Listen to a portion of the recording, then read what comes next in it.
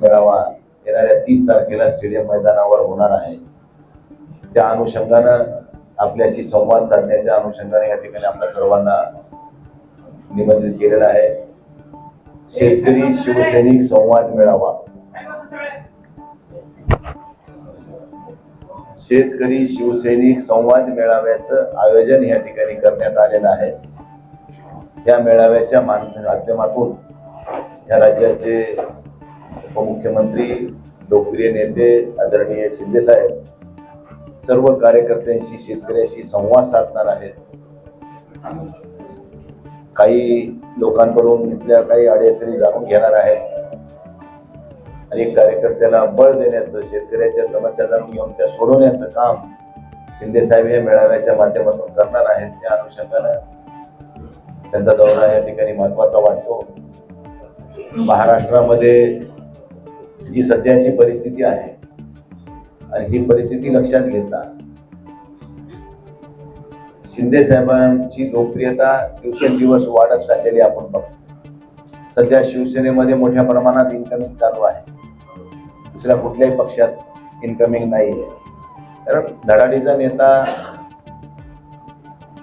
गोरगरिबांसाठी धावून जाणारा, मी आताच मंत्रालयात एका दिवशी बसलेलो होतो 2 दिवसापूर्वी, आणि सिंदखेड राजा इथल्या जिजाऊ साहेबाच्या स्मारकाच्या निधीच्या संदर्भानं त्यावेळेस शिष्टमंडळ आलं होतं आणि नियोजन विभागाकडून त्या पैशाचं नियोजन 24 मध्ये करण्यात आलेलं आहे, पण त्याला जेवढे पैसे द्यायला पाहिजे होते तेवढे आतापर्यंत पोहोचले नव्हते। ते नियोजन अधिकाऱ्याला त्या ठिकाणी सेक्रेटरीला बोलून त्यांनी पैसे येतील तेव्हा येतील, तात्पुरते आपल्या युडी मधून 50 कोटी रुपये त्यांनी त्या ठिकाणी पर्यटन विभागाला देऊन ते काम सुरू करायला लावलं। हे मी नाही बोललो, रोहित पवार हे म्हणले की एवढा धाडसी निर्णय घेणारा नेता मी पाहिला नाही। म्हणजे एवढं असं उत्तुंग व्यक्तिमत्व जे की समाजाच्या हिताचं काम असेल तर स्वतःला झोपून देऊन काम करणारा माणूस म्हणून माननीय एकनाथराव शिंदे साहेबांची ओळख त्या राज्यामध्ये निश्चितच त्यांनी तयार केलेली आहे आणि अडीअडचणी सापडलेल्या कुठल्याही चांगल्या वाईट प्रसंगाला धावून जाणारा नेता ते एकनाथ शिंदे आहे आणि म्हणून असा नेता आज आपल्याला लाभलाय। निश्चित या परभणी शहराच्या सर्वांगीण विकासासाठी, या जिल्ह्याच्या विविध विकासात्मक कामासाठी त्यांची आपल्याला गरज आहे। आपल्या शहरातलं अंडरग्राउंड ड्रेनेजचा विषय असेल, वॉटर सप्लायचा, समांतर पाणी पुरवठा योजना असेल, आणखी ग्रामीण भागातल्या काही बऱ्याचशा समस्या आहेत।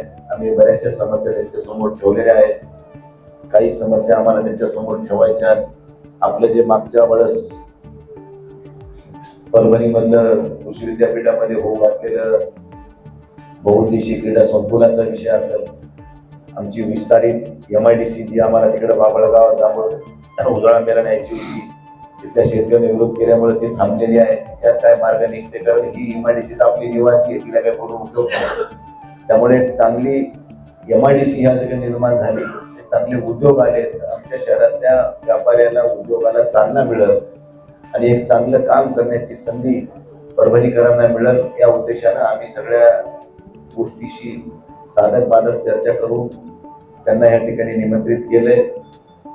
त्यामुळे त्यांच्या ह्या दौऱ्याच्या पार्श्वभूमीवर सर्व शेतकरी बांधव, कार्यकर्ते, पदाधिकारी, शिवसैनिक या सगळ्यांमध्ये उत्सुकता आहे की शिंदे साहेबांचा मेळावा हा अभूतपूर्व असा मेळावा व्हावा आणि गावोगाव आमचे कार्यकर्ते, पदाधिकारी जाऊन लोकांना विश्वासात घेऊन त्यांचे जनजागृती करण्याचं काम करत आहेत आणि आम्हाला विश्वास आहे की परभणीमध्ये शिवसेनेचा मेळावा हा अभूतपूर्व असा मेळावा होईल, यामध्ये कुठेही माझ्या मनात शंका नाहीये। आणि म्हणून आपण सर्वांना या ठिकाणी या निमित्तानं आम्ही निमंत्रित केलं होतं। बाकी ह्याच्यापेक्षा वेगळं काय असेल तर आपण बोलू शकता। आपण आल्याबद्दल सगळ्यांचे मनपूर्वक आभार। मेळाव्याची वेळ आहे आम्ही 11ची दिलेली आहे, 12-1च्या दरम्यान खेड्यातून इथून यायला जायला 1-1.5 तास लागते, पण हे 11 वाजता म्हणलं तरी 1 वाजता प्रत्यक्षात ते मेळावा सुरू होईल। आम्ही 11च्या टाइम प्रमाणे सगळ्याला आम्ही जाहीर करतोय, तुम्ही बी 11च्या टाइम मध्ये आम्हाला हे करा, कारण 11ला माणूस निघा माणूस तो 1 घंटा जाते, येऊस तो 1 घंटा जाते, म्हणजे ते बरोबर त्या मेळाव्याच्या टायमिंग मध्ये आम्ही त्यांना तिथं कॅश करू शकतो। त्यामुळे 11चा टाइम दिलेला आहे, रविवारचा दिवस आहे। तुम्ही बी मोकळे आहेत, आम्ही बी मोकळे आहेत, मेळाव्याला येणारे सगळे मोकळे आहेत. त्यामुळे निश्चित आपण सुद्धा काही विकासात्मक आपल्या शहराच्या दृष्टिकोनातून किंवा जिल्ह्याच्या दृष्टिकोनातून आपण सुद्धा त्यांच्याशी थोडा संवाद साधावा आणि काही त्यांना तुम्ही त्या ठिकाणी मागण्याचं साकडं घालावं असं मला वाटतं. आम्ही तर म्हणणारच आहे, पण सगळ्याकडूनच जर रेटा झाला तर मला वाटते की जरा त्याला वेगळं महत्व प्राप्त होईल. तर हा माझा ठेवू ना, प्रेस कॉन्फरन्स ही ठेवतो, तिथंच ठेवू ना, तिथे एक मागं एक ही बनवू आपण, ग्रीन रूम करून घेऊ त्याच्यामध्ये, तिथंच बनवू आपण. तर एक ही परभणी शहर हे माझं शहर आहे, हे जिल्हा माझा आहे, मी परभणी जिल्ह्याचा आहे, परभणी जिल्हा माझा आहे, ही भावना उराशी बाळगून आपण सगळेजण मिळून आपल्या पदरात काय पाडून घेता येईल ते आपण त्या ठिकाणी प्रयत्न करू. आपण शिंदे साहेबाला बोलवलंय, आता त्यांच्यासोबत कोण कोण येतील ते ठरवतील, आपण कशाला काय करायचं. नाही, आता आम्ही त्यांनी आपल्याला टाइम दिलाय, आता आम्ही व्यापाऱ्याशी संवाद साधणार आहे, एक व्यापाऱ्याची बैठक घेऊ. पण तिचं टायमिंग कसं सेटअप करायचं ते आमचे जे वेळापत्रक व्हायचं राहिले ते येणार आहेत 1ला. मग त्या अनुषंगानं रविवार असल्यामुळे आपल्याला व्यापाऱ्याची बैठक घेता येईल. तर व्यापाऱ्याच्याही काही समस्या आहेत त्याही होतील, शेतकऱ्यांच्या, शिवसैनिकांच्या, इतर सगळ्यांच्याच. काय काय होते प्रोग्राम आणखी यायचा फायनल व्हायचा राहिलाय, पण 30 तारीख ठरलेली आहे. दुपारी 1 वाजता ते येणार आहेत. त्या अनुषंगाने मेळावा होईल. मेळाव्यानंतर व्यापाऱ्याची बैठक घ्यायची असेल ते वेगळी घेता येईल, प्रेस कॉन्फरन्स करता येईल.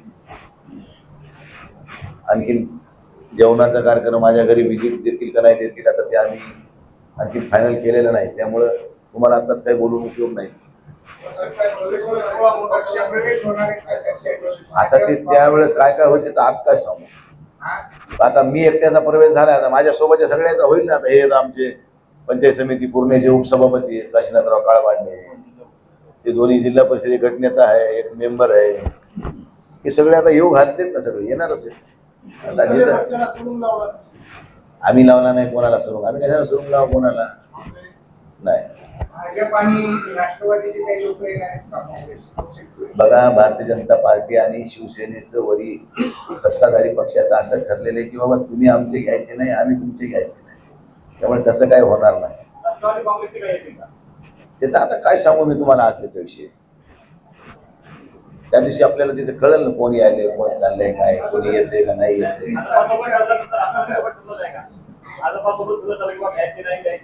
हा, ते मला काहीच माहित नाही. फक्त मला भाजपचे काही घ्यायचे नाही ना आपले भाजपकडे जायचे नाही असं ठरलेलं माहित होतं. बाकी काही मला माहित नाही. आता ते का मला माहिती आहे का, तू मोदी साहेबाला विचार ना, मला याच्यावरून काय फायदा आहे. ते भारतीय जनता पार्टी ठरविल ना, भारतीय जनता पार्टीचे नेते ठरवतील, मला काय त्याचा अधिकार बोलायचा. केंद्रानं विस्तार ठरवला आणि माझ्या पक्षानं जर माझं नाव सुचवलं तर मला तिथे संधी मिळेल, नाही मिळाली तर नाही सुचवलं तर त्याला सुचवलं त्याचं मिळेल. त्याच्यामुळे त्याची चिंता काय करायची.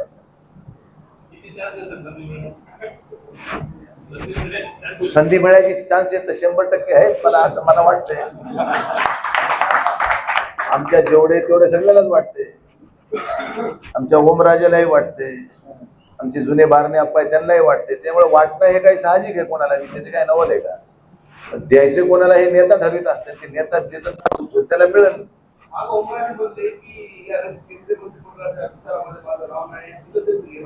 नाही, ते इंटरेस्टेड नाही आहेत, ठीक आहे. पण शेवटी बघा, पक्ष नेतृत्वाचा तो निर्णय असतो. आम्ही काही जरी म्हणलो तरी त्याचा काही म्हणण्याला अर्थ नसते. जे नेते ठरवतात ते फायनल असते आणि जे नेते ठरवतील ते फायनल.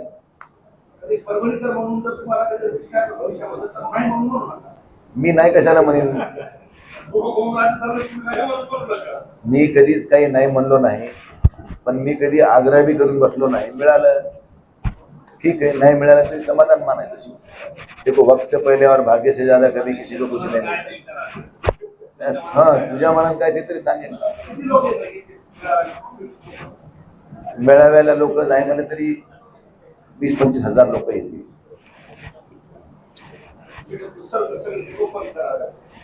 नाही, गेट ओपन करू, आम्ही वॉटरप्रूफ मंडप तिथे लावतोय, चांगल्या प्रकारचा कार्यक्रम होईल. अपेक्षित असा, त्यामुळे कुठलीही अडचण काही भासायचं कारण नाही. आता पार्किंग व्यवस्था, आता पोलीस प्रशासनासोबत बैठक होईल, त्यानंतर मग विष्णूजिनींचा परिसर असेल, प्रशासकीय रविवार असल्यामुळे प्रशासकीय इमारतीचा परिसर असेल, उड्डाणपुलाचा परिसर असेल, ज्ञानोपासक कॉलेजचं ग्राउंड असेल, जे जे पार्किंगला जे ज्या सोयीसोयीचे ठिकाणं असतील त्या ठिकाणी पार्किंग करूनच त्या ठिकाणी येतील. रहदारीला अडचण होईल म्हणायची गरज नाही, रविवार असल्यामुळे ते मोकळं आहे. स्टेशन रोडला आपण पूर्ण गाड्या रोडने बी उभा करू शकतो, मस्त रस्ता सोडून. दोन्ही बाजू दुकानं बंद असतील तर काय अडचण नाही. टू व्हीलर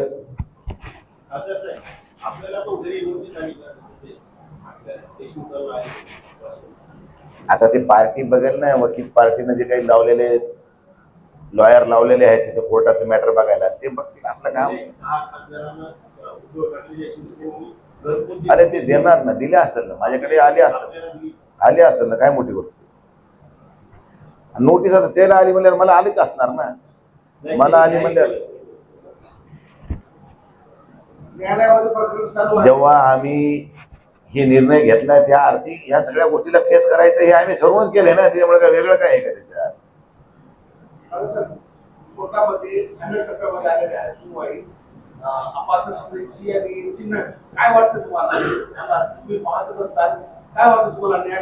बघा, मी आहे 12वी नापास, मी काही कायदे तज्ञ नाहीये तुम्हाला काही त्याच्यावर कोर्टावर बोलायला.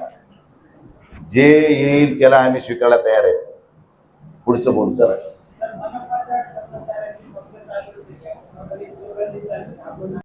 त्या संदर्भानं या राज्याचे माननीय मुख्यमंत्री देवेंद्र फडणवीस साहेबांनी मागच्याच आठवड्यामध्ये एक बैठक घेऊन त्याला उद्याच्या कॅबिनेटमध्ये विषय ठेवण्याचे आदेश दिलेत.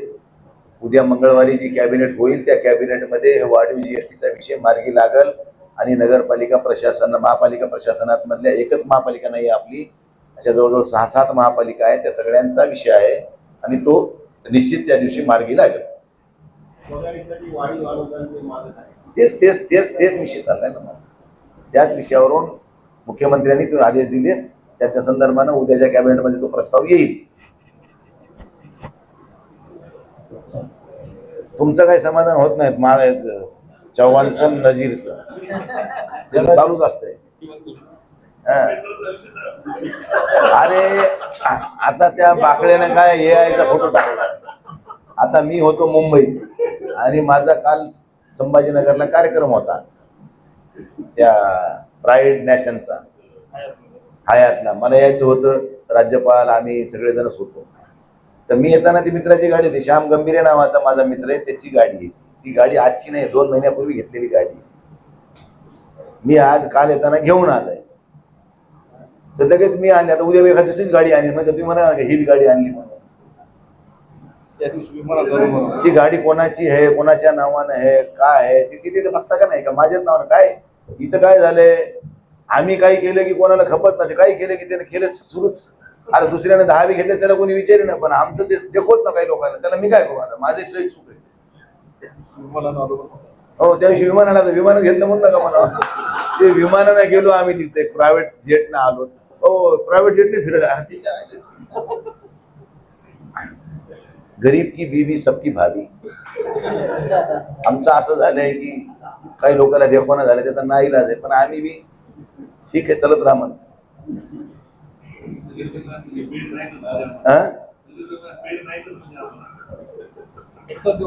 एकदाच देऊ मोठा बॉक्स तुला दिवाळीला. दिवाळीला खरं देऊ, दिवाळीला गाडी घेऊ आपण. भाऊ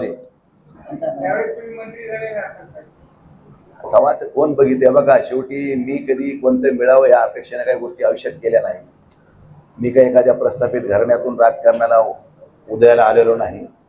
तुमच्या सगळ्यांच्या सहकार्यानं मला हे सगळी संधी मिळाली. मी सोनं जरी नसतं कमावलं, पण सोन्यासारखी माणसं कमावलं ह्याची मोठी श्रीमंती माझी आहे. त्यामुळे बाकी सगळ्या गोष्टी या गौण आहेत. आणि प्रवाहात काम करत असताना आता माझी 5वी टर्म आहे. मी उद्या एखादं काही गोष्ट केली बी तर लोकांना एवढं वाट वाटायची काही गरजच नाही ना. पण हे सामान्य लोकांच्या पोटात दुखणं नाहीये. हे काही जे 12 महिने आमच्यावर जळणारे लोक आहेत, त्याला काही बी केलं तर आमचं देखवत नाही. तेच लोक फक्त त्या व्हॉट्सअप फेसबुकवर गर्दा करतात. आणि ते ठीक आहे, असे निंदकाचे घर असावे शेजारी. त्यामुळे असे लोक असल्याशिवाय माणूस चर्चेत असला पाहिजे. मग चांगल्या प्रकरणानं असो का वाईट ना असो, त्यामुळे चर्चेत आहेत. आपण नाव निघाले ना रोज आपलं, ठीक आहे बाबा, तुला धन्यवाद मानले पाहिजे त्याचे आपण. एकनाथ शिंदेचा दौरा लावला दुसरीकडे शिवसेनेच्या सर्व बैठक लावली. ठीक आहे, त्याचा पक्षाचा विषय, आपल्या आपल्या पक्षाचा विषय, ज्याला त्याला काय परिणाम करीत असतात त्याच्याबद्दल काय आपल्या मनात काय असंच कारण नाही.